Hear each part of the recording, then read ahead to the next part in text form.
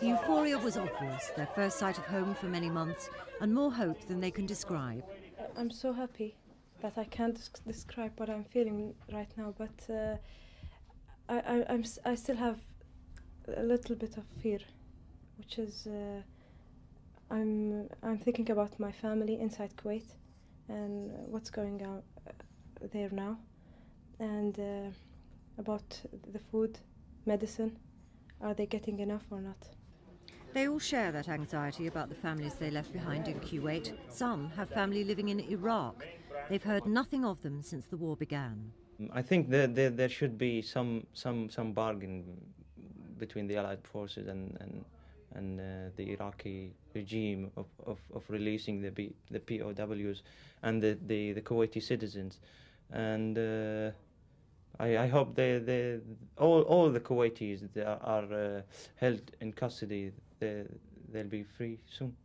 In Reading there were mixed emotions too. Kuwaiti wives and British service wives had their first chance to sit and talk together about today's developments and, of course, their families. Moira Mull from Twyford in Berkshire has a son, daughter and son-in-law serving in the Gulf. She doesn't know what to make of today. I think I've just brought a blind down on it. I just can't keep hoping anymore.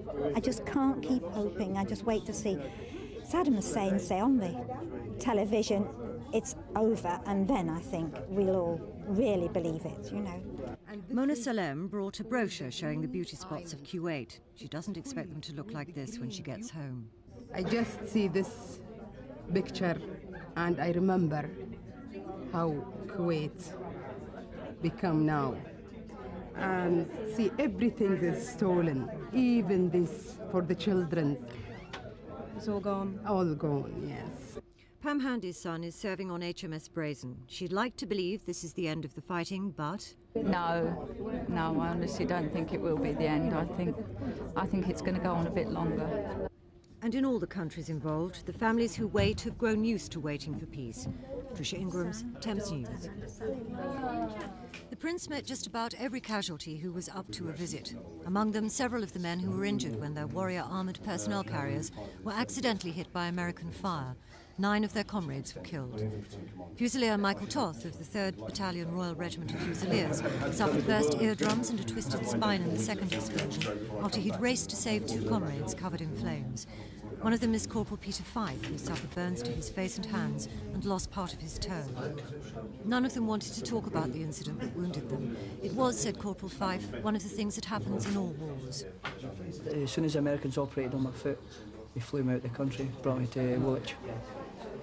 And you had an operation yesterday on your face? Yes, on my leg, and they cleared my face up. Yeah. Quite well, I think. Fusilier Gary Hunt from Leighton in East London remembers very little of the incident itself, except that they thought they'd been hit by mines. I'm a driver of one of the Warriors that got taken out, and I was in my driver's hatch. And the next thing I knew, I was climbing out. Well, I was waking up. I couldn't feel my legs or anything. All I knew, I could hear shouting because I couldn't see. More than 350 Gulf casualties have been treated here in recent months, many injured in exercises or accidents. Most are recovering well. Only one is still seriously ill, and he's improving. Earlier, the Prince had met 60 families with loved ones still in the Gulf. He wasn't alone in demonstrating his good wishes. Cards and letters lined the walls. And the problem of where and when Gary can marry fiancée Mandy has been solved by a visiting colonel. And he says to me, have you planned any dates? And I told him, says, no, sir. And I asked him why. He goes, well, how would you like to be married in the Tower of London? He said it was the least the army could do for us. So me and my girlfriend are really chuffed. What a day that will be. Tricia Ingram's at the Queen Elizabeth Military Hospital. Thames News. For Ian Mills, a life of luxury in Kuwait has turned into life on the poverty line in London. It's the reality facing many former hostages allowed home with no more than a suitcase. Their money and possessions are locked in Kuwait. For some, the only place they've got to stay is a friend's or relative's floor. Well, sleeping on the floor doesn't matter. That's not the problem. It's just little things like my wife would express it. It's a bit annoying never having anywhere to put your toothbrush. You've got to carry your toothbrush around because you're not sure where you're sleeping that night. And that can be quite frustrating. And what sort of toll is this having on your life? Suffice it to say, it's tearing me apart. I am aware of the fact that it is making me mentally very unsettled, which obviously makes it more difficult to get a job, which is like a vicious circle, because as soon as you've already got any problems, it makes it more difficult. Our investigation found the Bell family typical. Before the Iraqi invasion, families like the Bells earned up to £40,000 a year tax-free. Their housing was free, so was education. Now, like many, they're coping on just over £70 a week, their only support from the government, and have been forced to sell the family jewellery.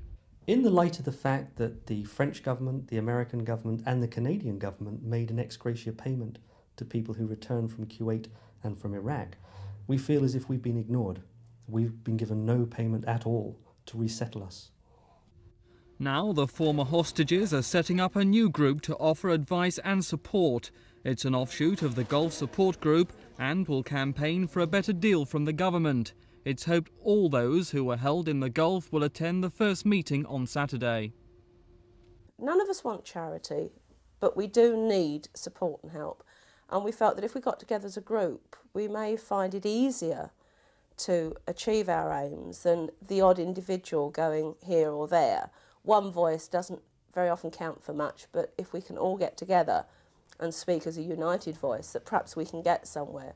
Mentally, we've been very affected by this situation, and now finding ourselves totally unable to do anything for ourselves, and nobody's helping us.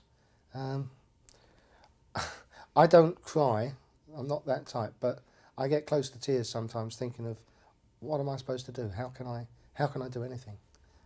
I need some help from somebody. We've made every possible provision. We've met every plane as it's come in. People who have arrived stranded with nothing have been assisted there and then. People who've had to travel to get home have been assisted. People who've needed resettlement loans have got them. People who satisfy the normal criteria for income support have got it. And not only that, but we've requested all our officers to deal with this situation extra quickly and sympathetically.